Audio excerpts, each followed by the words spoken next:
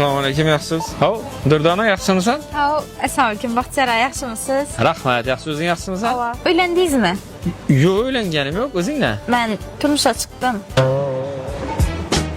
Ya uchbazlaringiz olibdi. Lekin erim bechora rahmatli bo'lib ketdi. Ha? Ha, yamaysiz bo'pti. Hava. Men kinchasam bo'ldi? Durdona, sen ko'zim to'layman. Ha, yur narsalaringga chiqishda. Muhabbat. Mashinam ishla dedi. Ha, yaxshi mochamadingmi?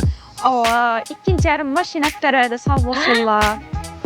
Ya sen men endi o'zlaringga olib aslan shuni borasiz. Lekin bechora ikkinchi yarim ham rahmatli bo'lib ketdi. Ha, yo'q, yo'q, yamaysiz bo'pti. Yur, netma, sovuqda o'zing kutarib bo'lib olib borasiz pararam mashinangizga. Rahmat, katta. Yaxshi. Nereyasiz siz? Uy oldim, borsiz kofe demlab beraman. Da? Uchinchi yarim uyga qarashib berdi. Üçüncü yarım koysa Durdona 3 mertebe bardın mı? Yo'q, lekin bechora uchinchi yarim ham rahmatli bo'lib ketdi. Baxtiyor? Hop.